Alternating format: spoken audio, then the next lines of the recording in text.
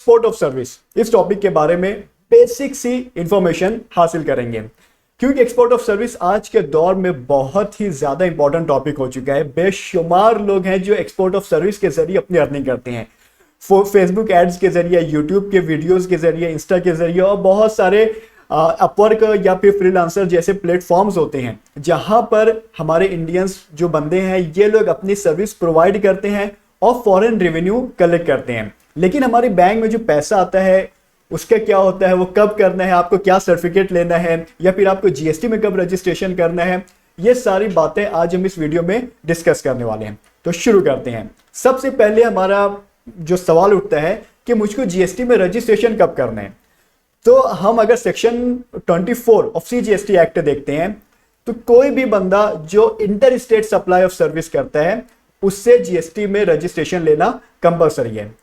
Inter state supply क्या होता है? देखिए, एक स्टेट से दूसरी स्टेट में जैसे ही कोई सर्विस प्रोवाइड करने लगता है तो उसे हम कहते हैं कि inter state supply of service है ये। तो सेक्शन 24 अगर सिर्फ वही हम देखें तो हमें ऐसा लगेगा कि हम जैसे ही इंटर स्टेट सप्लाई करेंगे हमें जीएसटी में रजिस्ट्रेशन लेना कंपलसरी है। जी हाँ, स्टार्टिंग में ऐसे ही था, लेकिन इसमें परेशानी ये होने लग गई कि जैसे मैं सीए हूँ, चार्टर्ड अकाउंटेंट हूँ, मैं महाराष्ट्र में रहता हूँ। अब मैंने महाराष्ट्र के तो ठीक है, मेरे बहुत सारे क्लाइंट्स हैं, लेकिन समझ लीजिए कोई क्लाइंट मुझको राजस्थान से है, उसने मुझको कुछ 5-10 हज़ार रुपये का कंसल्टिंग फीस मुझको अदा कर दी। अब ये 5-10 हज़ार रुपये की वजह से मुझको जीएसटी में रजिस्ट्रेशन लेना लाजमी हो जाएगा। तो इस चीज़ को गवर्नमेंट ने भी समझा और एक नोटिफिकेशन निकाला, नोटिफिकेशन नंबर 10/2017 इंटीग्रेटेड टैक्स, ये 13 अक्टूबर 2017 को निकाला गया। इसमें स्पेसिफाई कर दिया गया कि ठीक है, 20 लाख की लिमिट आपको दी जा रही है कि सर्विस प्रोवाइड अगर आप करते हो इंटर स्टेट तो आप 20 लाख तक आपको रजिस्ट्रेशन लेने की जरूरत नहीं है। लेकिन ये जो 20 लाख की लिमिट है ये स्पेशल कैटेगरी स्टेट्स जो हैं वो आप लिस्ट में देख लीजिएगा। स्पेशल कैटेगरी स्टेट्स जो जैसे नागालैंड वगैरह, मिजोरम वगैरह, ऐसे कुछ स्टेट्स हैं जहां पर ये 20 लाख की लिमिट जो है वो 10 लाख होती है। तो इन स्टेट्स में अगर आप 10 लाख के ऊपर सर्विस प्रोवाइड करते हो इंटर स्टेट, या फिर ओवरऑल आप 20 लाख के ऊपर अपनी जो सर्विस प्रोवाइड है वो करते हो inter state supply of service, तो आपको रजिस्ट्रेशन लेना तब ही जरूरी होगा, तब तक 20 लाख की लिमिट तक आपके लिए जरूरी नहीं है। लेकिन यहां पे कंफ्यूजन हुई जब सीबीआईसी ने अपना एफएक्यू निकाल दिया। एफएक्यू जो निकाला गया था उसमें एक सवाल पूछा गया था कि I export services but turnover is below threshold, should I take registration? यहां पर जवाब दिया गया कि yes, you have to take registration because you are providing inter state supply of service. लेकिन यहां पर जो रेफरेंस दिया गया है वो दिया गया है सेक्शन 24 का। और मेरी राय है कि जब नोटिफिकेशन आ चुका है और नोटिफिकेशन का जो इफेक्ट होता है वो ओवरराइडिंग इफेक्ट होता है, सेक्शन के ऊपर वो ओवरराइड कर जाता है। तो ये वाला जो नोटिफिकेशन था ये सेक्शन 24 को ओवरराइड करने के लिए ही लाया गया था।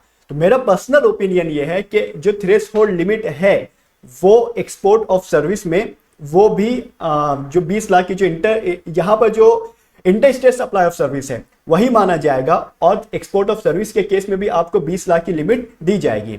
एक्सपोर्ट ऑफ सर्विस है क्या?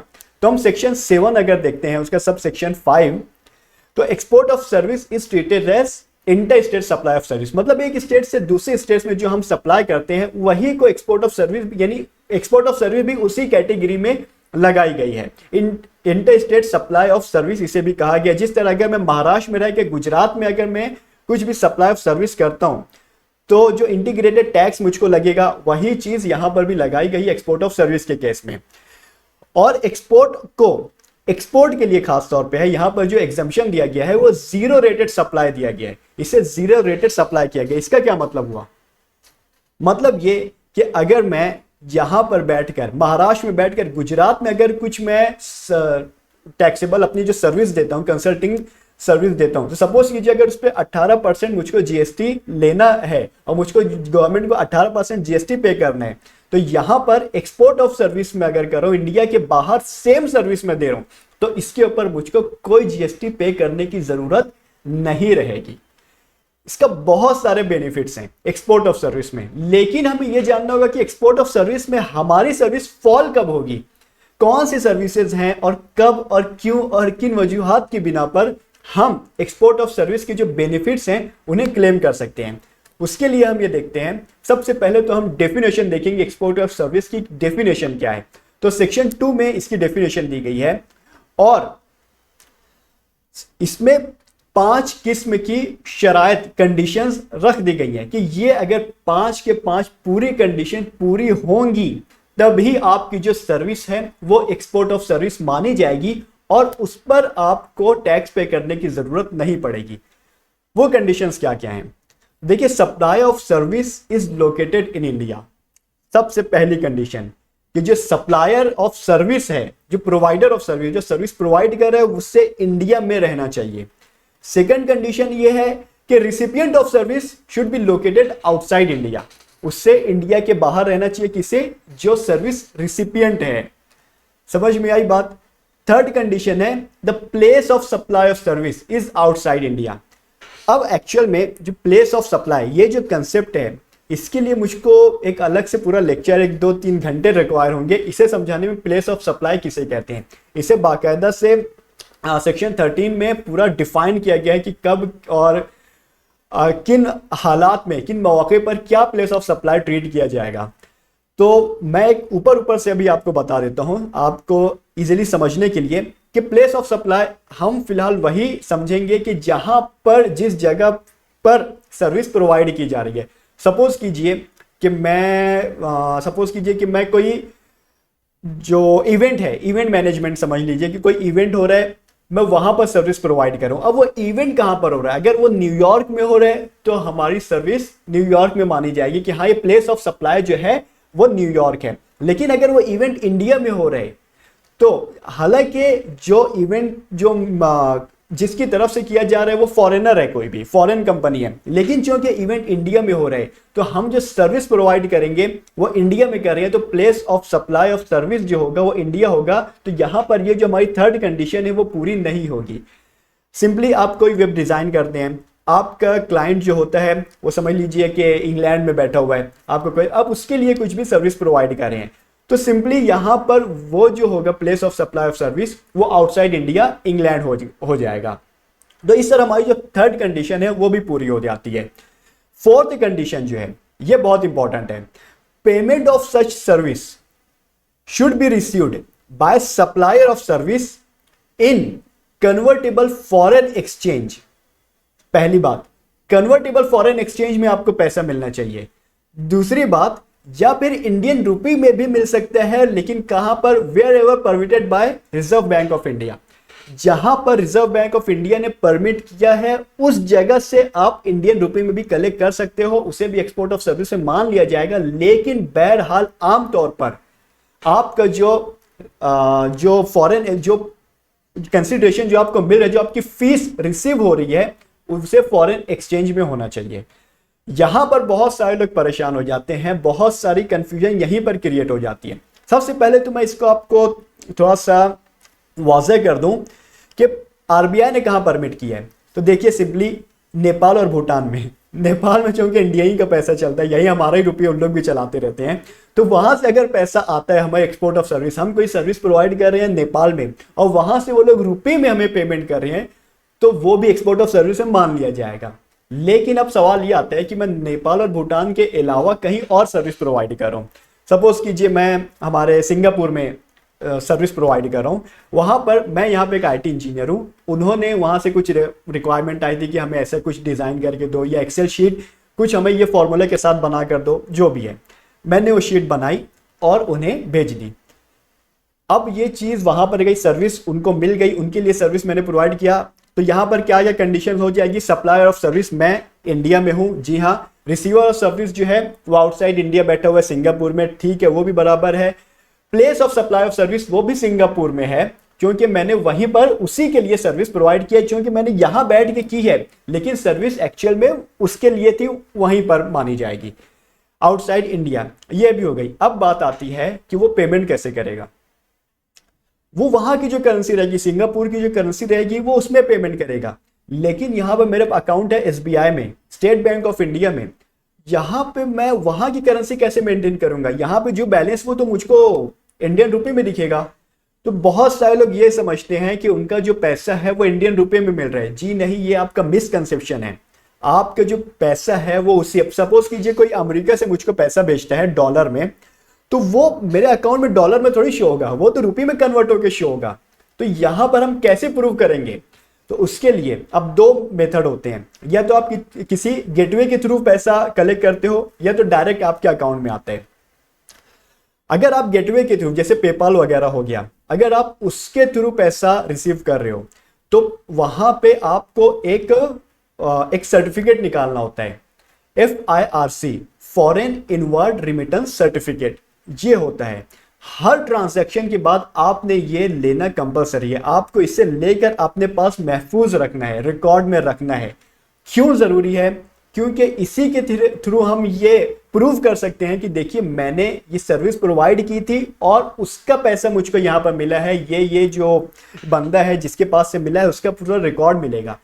क्योंकि हमारे इंडिया में जो आमतौर पर जो टेररिस्ट एक्टिविटीज होती हैं उसमें फॉरेन फंडिंग का बहुत बड़ा हाथ होता है, और गवर्नमेंट ऑफ इंडिया की स्ट्रिक्टली इसके ऊपर नजर होती है कि फॉरेन फंडिंग कहां से आ रही है, जो पैसा बाहर से आ रहा है वो किस लिए आ रहा है, उसके लिए। और इसे prevention of money laundering act को टेररिस्ट एक्टिविटीज से लिंक कर दिया गया है, जिसकी वजह से ये बहुत ज्यादा क्रिटिकल इश्यू होते जा रहे हैं। तो आपने रिकॉर्ड मेंटेन बहुत हर हाल में और बहुत सही तरीके से करना है।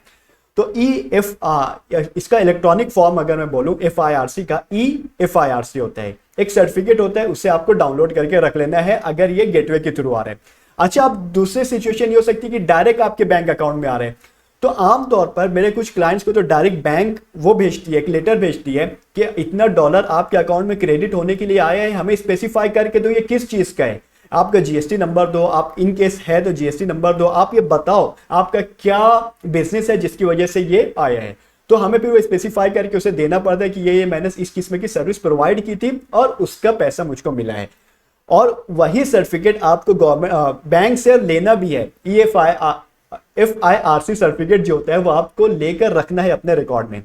तीसरी कंडीशन ये हो जाती है कि वहां पर हमारी नोस्ट्रो अकाउंट होता है, जैसे SBI का नोस्ट्रो अकाउंट होगा न्यूयॉर्क में, तो वहां की जो बैंक रहेगी उस बैंक में पैसा ट्रांसफर करेगी और वो SBI बैंक उसे इंडियन रुपी में कन्वर्ट करके हमारे SBI अकाउंट में डालेगी।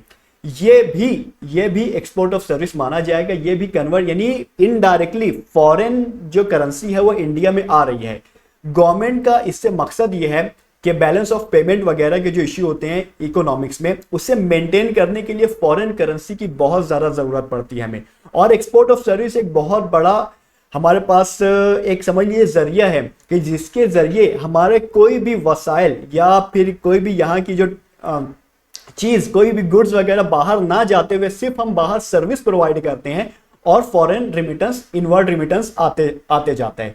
तो ये बेसिकली हमारे गवर्नमेंट के लिए, हमारे मुल्क के लिए बहुत अच्छी बात है। और इसीलिए गवर्नमेंट बोलती है कि आप जितने एक्सपोर्ट ऑफ सर्विस करते हो इसके ऊपर आपको 0 रेट GST पे करना है, मतलब GST इफेक्टिवली नहीं पे करना है। कब नहीं पे करना है वो अभी हम आगे देखेंगे।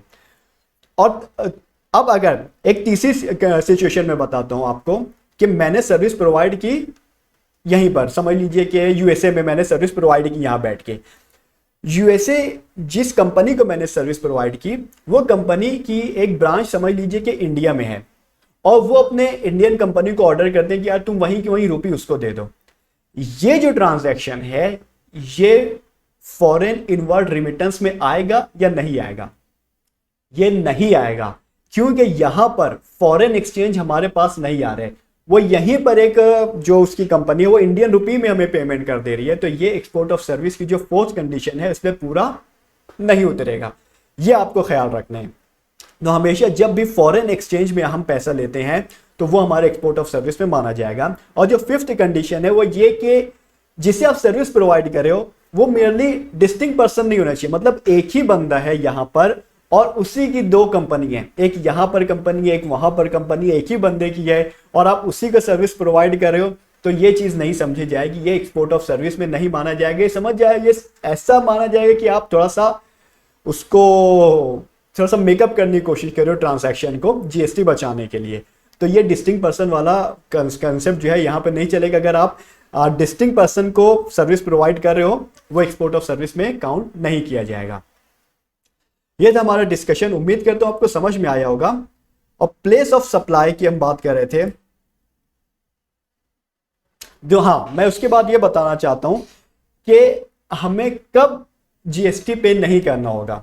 तो देखिए, जब भी हम एक्सपोर्ट ऑफ सर्विस में एंटर करते हैं तो हमारे पास दो ऑप्शन होते हैं, या तो हम उसके ऊपर जो जीएसटी होती है 18% सर्विस के ऊपर वो पे कर दें गवर्नमेंट को, और फिर रिफंड अप्लाई करके जो है रिफंड उसको वापस ले लें।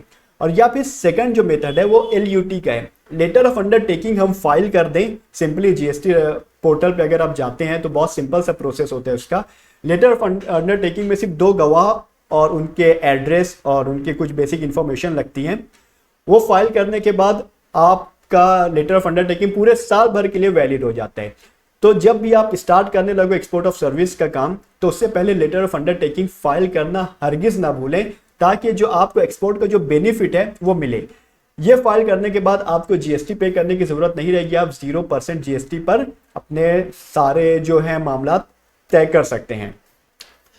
तो उम्मीद करता हूं ये कुछ बेसिक सी बातें आपको समझ आई होंगी। फिर मिलते हैं, खुदा हाफिज।